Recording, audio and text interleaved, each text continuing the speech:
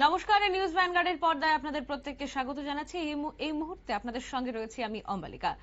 প্রথমেই যে খবরটা চোখে আসছে সেটা হচ্ছে মধ্যপ্রদেশে 6 বছরের নিখোঁজ 2 লক্ষেরও বেশি মহিলা। ডাবল ইঞ্জিন সরকারের বিরুদ্ধে প্রশাসনিক ব্যর্থতার অভিযোগ উঠে আসছে। মহিলা নিখোঁজের ঘটনায় দেশের মধ্যে শীর্ষে রয়েছে মধ্যপ্রদেশ। এবার বিস্তারিত জানবো। টেলিফোন লাইনে যুক্ত হয়ে গেছেন আমাদের প্রতিনিধি সৌম্য মুখার্জি। সৌম্য, কি আপডেট রয়েছে এই বিষয়ে? দেখো, যেটা জানা যাচ্ছে যে সম্প্রতি কেন্দ্রীয় স্বরাষ্ট্র মন্ত্রকের তরফ থেকে একটি রিপোর্ট পেশ করা হয়েছে। যে রিপোর্টে উল্লেখ করা হয়েছে যে 2019 সাল থেকে 2021 সালের মধ্যে ভারতবর্ষের 18 বছর বয়সী মহিলারা প্রায় 10 লক্ষর বেশি মহিলা এই সময় নিখোঁজ হয়েছে এবং 18 বছরের নিচে প্রায় 2.5 লক্ষর বেশি মেয়ে নিখোঁজ হয়েছে। এবং এই টোটাল নিখোঁজ মহিলার সংখ্যা হচ্ছে দেশব্যাপী 13.13 লক্ষ। এবং যেটা এই রিপোর্টে চাঞ্চল্যকর তথ্য যেটা জানা যাচ্ছে যে এই যে নিখোঁজ মহিলাদের তালিকা রয়েছে, এই তালিকার শীর্ষে রয়েছে বিজেপি ডবল ইঞ্জিন সরকার চলছে বলে যে দাবি করা হয় যে রাজ্যে, সেটা মধ্যপ্রদেশে। কারণ এখানে গত 3 বছরে প্রায় 1,60,180 জন মহিলা এবং 38,234 জন নাবালিকা নিখোঁজ হয়ে গেছে। তারপর থেকে 2 বছর কেটে গেল, তাদের কোনো খোঁজ খবর পাওয়া যায়নি এবং বর্তমানেও সেই কন্ডিশন সমানে চলছে বলে অভিযোগ। যেটা জানা যাচ্ছে যে গত মে মাসেই মধ্যপ্রদেশে একটি 6 বছরের বালিকা নিখোঁজ হয়ে গেছিল। তারপরে ঘটনায় নিষ্ক্রিয়তার অভিযোগ জানিয়ে মধ্যপ্রদেশ সরকারকে নোটিশ পাঠিয়েছিল জাতীয় মহিলা কমিশন।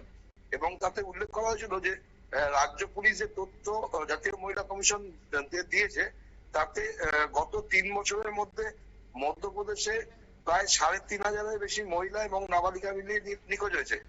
যেটা তথ্য অনুসারে জানা যাচ্ছে যে মধ্যপ্রদেশে প্রতিদিন গড়ে 28 জন মহিলা এবং 3 জন করে নাবালিকা নিখোঁজ হয়। বিরোধীদের অভিযোগ যে 2003 সাল থেকেই মধ্যপ্রদেশে বিজেপি সরকার চালাচ্ছে, প্রায় একটানা 22 বছর। এবং 2014 সাল থেকে কেন্দ্রে বিজেপি সরকার এসেছে এবং মধ্যপ্রদেশেও বিজেপি সরকার চলছে। গত বিধানসভা ভোটেও বিজেপি সংখ্যাগরিষ্ঠ আসন পেয়েছে রাজ্যে। এবং এই গত কয়েক মাসে ডবল ইঞ্জিন সরকার যে চলছে, তাতেই বেসরকারি বিভিন্ন হোমগুলো থেকে শিশু এবং কিশোরীদের নিখোঁজ হওয়ার ঘটনা বেড়ে গেছে।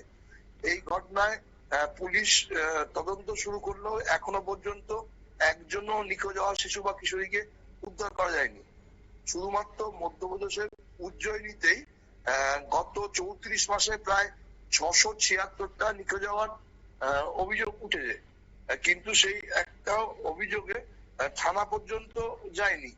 এবং জানা যাচ্ছে যে অভিযোগ বিরোধীদের যে রাজনৈতিক ও পুলিশের চাপেই সাধারণ মানুষ নিখোঁজের মামলা করতে ভয় পাচ্ছে।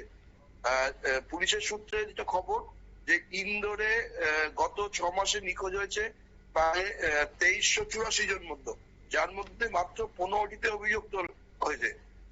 এই নিয়ে বিরোধীরা অভিযোগ তুলছে যে যেখানে বিজেপি বিভিন্ন অবিজেপি শাসিত রাজ্যে নারী সুরক্ষার বিষয় নিয়ে প্রশ্ন তোলে, সেখানে আন্দোলন করে, সেখানে বিজেপি শাসিত রাজ্যগুলোতে নারী সুরক্ষার অবস্থা ভয়াবহ হলেও সেখানে কিন্তু কোন রকম কোনো অভিযোগ বিজেপির তরফ থেকে তোলা হচ্ছে না বা কেন্দ্রীয় সরকারও ব্যবস্থা নিচ্ছে না। এই বিষয়ে জাতীয় মানবাধিকার কমিশনের একটা রিপোর্ট প্রকাশ্যে এসছে।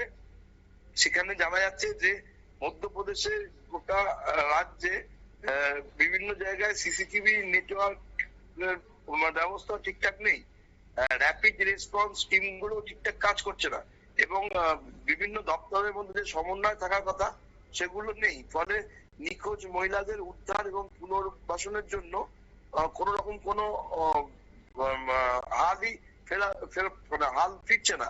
এবং গত বছর মধ্যপ্রদেশ পুলিশের পক্ষ থেকে নিখোঁজদের ঘরে ফেরানোর জন্য অপারেশন মুস্কান চালানো হয়েছিল, কিন্তু গত 1 বছর ধরে সেই অভিযানের কি সুফল হলো সেটাও বিরোধীরা কোনো কিছু দেখা যাচ্ছে না বলে অভিযোগ তুলেছেন। বিষয়টি নিয়ে তুমুল বিতর্ক তৈরি হয়েছে, কারণ দেখা যাচ্ছে যে বিজেপি শাসিত রাজ্যগুলোয় মহিলা নিখোঁজ এবং মহিলাদের উপর নির্যাতনের ঘটনা দ্রুত হারে বৃদ্ধি পাচ্ছে। বিভিন্ন ক্ষেত্রে প্রশাসনের তরফ থেকে কড়া ব্যবস্থা নেওয়া হলেও অবস্থার যে খুব একটা গোলবদল হচ্ছে লক্ষ্য করা যাচ্ছে, এবং এর ফলে বিরোধীরা বিতর্ক উস্কে দিচ্ছে। এবং মধ্যপ্রদেশে যে ঘটনাটা ঘটেছে, মধ্যপ্রদেশে যেভাবে রাজ্য প্রশাসন নিখোঁজ মহিলাদের খুঁজে বার করতে ব্যর্থ হচ্ছে এবং তদন্তের কোনো অগ্রগতি করছে না, তাতে বিজেপি সরকারের উদাসীনতার উদাহরণ বলে অভিযোগ করছে কংগ্রেস সহ বিভিন্ন বিরোধী দলগুলো। অম্বালিকা। হ্যাঁ, আরেকটা প্রশ্ন হচ্ছে, এই যে নিখোঁজ হয়ে যাচ্ছে 6 বছর ধরে, মোটামুটি 2 লক্ষেরও বেশি মহিলারা এই 6 বছর ধরে এই নিখোঁজ প্রক্রিয়াটা বলবো, সেই প্রক্রিয়াটা চলে আসছে, এই কেন এই নিখোঁজ হয়ে যাচ্ছে, কোনো কারণ জানা গেছে কি? দেখো, যেটা স্থানীয়দের মধ্যে কেউ কেউ দাবি করছেন যে রাজ্য জুড়ে যে মহিলাদের মধ্যে যে অর্থনৈতিক মানে নির্ভরতা, স্বয়ংসম্পূর্ণতা হওয়ার কথা, রাজ্যের মহিলারা তা থেকে বঞ্চিত হচ্ছে। ফলে তাদের বিভিন্ন রকম লোভ দেখিয়ে পাচারকারীরা বিভিন্ন বিদেশে পাচার করে দিচ্ছে বা দেশের ভিন্ন প্রান্তে পাচার করে দিচ্ছে বলে অভিযোগ। এই বিষয়ে বারবার পুলিশের কাছে অভিযোগ জানালেও কিছু রাজনৈতিক নেতা, ক্ষমতাশালী বা প্রভাবশালী রাজনৈতিক নেতা এই ধরনের চক্রের সাথে জড়িত বলে অভিযোগ। সরি। আচ্ছা, তার ফলেই কোনো রকম ব্যবস্থা নেওয়া হচ্ছে না। অম্বালি। আরো একটা প্রশ্ন রয়েছে, সেটা হচ্ছে কোন শ্রেণীর মহিলারা এই যে নিখোঁজ হয়ে যাচ্ছে, এর মধ্যে কোন শ্রেণীর মহিলারা বেশি রয়েছে? যেটা দেখা যাচ্ছে যে দারিদ্র শ্রেণীর মহিলারা, যাদেরকে দারিদ্র সীমার নিচে ধরা হয়, তাদের মধ্যে এই ধরনের ঘটনা বেশি দেখা যাচ্ছে। পাশাপাশি কলেজ পড়ুয়া মেয়েদের মধ্যে নিখোঁজ হওয়ার প্রবণতা বেশি লক্ষ্য করা যাচ্ছে। মোট কথা গ্রামের দিকেই এই ধরনের ঘটনা বেশি ঘটলেও শহরেরও নিম্ন মধ্যবিত্ত এলাকাগুলোতে এই ধরনের অভিযোগ বেশি উঠে আসছে বলেই জানা যাচ্ছে। অম্বালিকা। একেবারে, অনেক ধন্যবাদ জানাবো। আপনারা শুনলেন, প্রতিদিন গড়ে 28 জন মহিলা নিখোঁজ হচ্ছে এবং 3 জন নাবালিকা নিখোঁজ হয়ে যাচ্ছে। 2019 থেকে 2021 এর মধ্যে 18 বছরের 10.5 লক্ষ মহিলা এবং 18 বছরের নিচে প্রায় 2.5 লক্ষ মহিলারা কিন্তু মধ্যপ্রদেশ থেকে নিখোঁজ হয়ে যাচ্ছে। এবং এই মহিলা নিখোঁজের ঘটনায় দেশের মধ্যে শীর্ষে রয়েছে মধ্যপ্রদেশ। বলা হচ্ছে, অভিযোগ উঠে আসছে যে মধ্যপ্রদেশের নানান রাস্তায় সিসিটিভি পরিষেবা কিন্তু নেই বললেই চলে, সিসিটিভি পরিষেবা নষ্ট। এবং বলা হচ্ছে যে অর্থনৈতিক স্বনির্ভরতা আর স্বল্পতায় মহিলাদের কিন্তু নানা রকম প্রলোভন দেখিয়ে তাদেরকে পাচার করে দেওয়া হচ্ছে। এবং এও বলা হচ্ছে যে এই চক্রের সঙ্গে রাজনৈতিক নেতারাও অনেকাংশে যুক্ত রয়েছেন। এবারে আসলেই কি হচ্ছে ঘটনাটা, কেনই নিখোঁজ হচ্ছে এবং আদতে তাদেরকে কবে ফিরিয়ে আনা হবে, সেটাই কিন্তু এখন লাখ টাকার প্রশ্ন। নিয়ে নেব ছোট্ট একটা বিজ্ঞাপন বিরতির সঙ্গে থাকুন।